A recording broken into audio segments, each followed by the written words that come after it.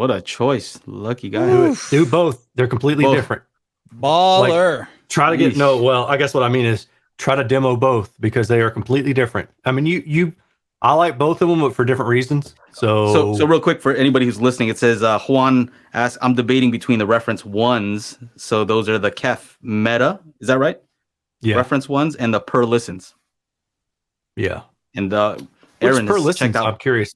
I'm guessing maybe the S4B because it's the closest competitor. It's a bookshelf size and roughly around the same ballpark in price.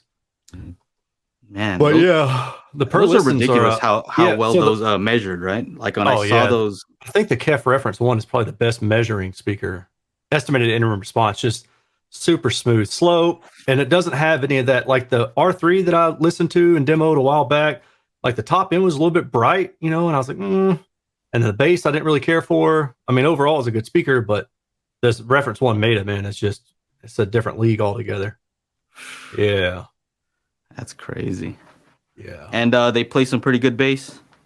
Yeah. Actually, that's what I was about to say. So compared to the Perlisten, like Juan's asking about, the bass is completely different. The KEF has much better bass, but the Perlisten was designed to play very low. It was designed as like a THX type speaker. Right. So you're using a sub. Right. So you're using a subwoofer for sure. And I think it might have wider horizontal, but it's much more narrow vertical, which is interesting. Again, you may or may not like that. So I would say when you're talking about spending that kind of money, man, if you can in any way, try to find a way to demo those side by side. Or I see, to me, like I think if you find a legit dealer, then they would be willing to let you take them home with you. I'm sure you'd have to sign something, right? Like, but take them home and try them out and see which one you like. Back in the day, Corey from Paducah Home Theater was doing something like that where he was shipping a pair of Fortes. That's the smaller ones, right? Yeah, he was shipping a spare. The Heresy 4 is a smaller one. And then the Forte, yeah. Oh, it was the Cornwall that I had that was giant. No, so he was shipping. He would do this thing where like he was shipping a pair to one of the people in the Facebook group, and they'd have it for 2 weeks, and then it would ship to another person. Like he'd send them the label, and then they'd ship to another person, and then back to him. So like people could try it out in their home for like a couple of weeks and see what they're about. So that, I mean, that's kind of cool, but that's not like a big company, but still a cool idea. Yeah. Yeah. That's, I mean, if you trusted everybody and then like you had their credit card information on file or something like that, if the stuff was like damaged or whatever. Right.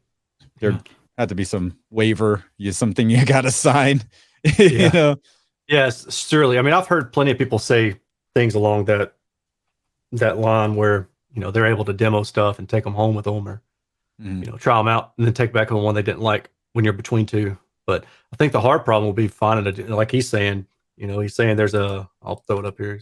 There's a Magnolia Design Center nearby where I could demo the reference one, but don't know if there's a dealer nearby for the Perlisten. So that's the hard part is Perlisten, they're being a new company. They may not be as established with. You can't listen to Perlisten. No, you can't. Yeah, that's right. But that's the thing about some of this stuff. Like I love having data. It helps give me a really good idea of what the speaker is going to do. But if you don't know what you like, then you can't solely go on the data. Like the data is almost irrelevant at that point, right? Right. Like the data can help you weed out the bad stuff. And I think once you've gotten a taste for certain speakers, then you can go back to the data and look at it and say, okay, now I understand what I was hearing. You could do that. But with speakers like that, where they're so different, I think you would want to listen to them. But like the bass alone, if you're saying, I don't want to run a subwoofer, well, the Perlisten's out, right? Okay. Like it's gone. All right. So I have a situation then. So let's pretend that you could choose either of the two, right? You're going to be using EQ anyway below, let's say 500 hertz. Mm-hmm. All right. At that point, still, huh? Yeah, no doubt. Because if I'm not using a sub, KEF. Well, let's say you're going to EQ 500 hertz and below. You're going to be using a sub. It's going to be in like a home theater situation. That one I don't know. I would want to try to have it side by side again, because see, the thing I like about the KEF is the soundstage is to me vertically it's more symmetrical as it is horizontally. With the Perlisten, it's more narrow. So if you're going to have like multi-row seating, then that could pose a problem. You know, like it's plus or minus 30 degrees. So it's good enough, but I don't know how the back row would benefit. You know, I guess that's one of the other trade-offs.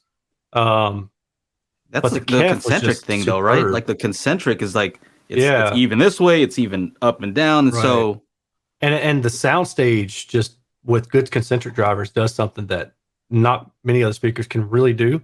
And as good as the Perlisten was, I think, I mean, just going off recent memory, probably recency bias, I think I would probably go for the KEF. But I think maybe the Perlisten might be able to get louder too, but I really don't know. But remember, I remember what you said though. The Perlistens were doing some like magic, like throwing stuff off of the back wall or something like that. Remember that? Oh, I lost you. My internet's doing crummy stuff.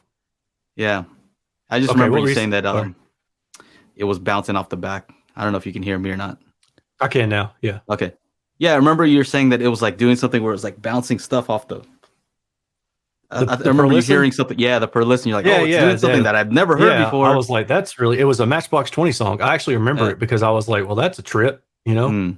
So, but it's kind of interesting too because I was talking to Dan Romer a couple days ago. Name drop.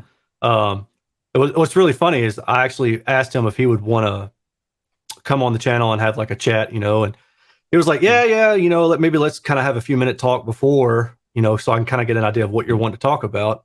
And I was like, sure, we wound up talking for an hour and a half. And he said, we should have just recorded this. I was like, yeah, really? But he said that was one of the things that he likes a lot about his own design and that stands out to him the most is that mid-range quality. And that's so different from other speakers that he's designed. So.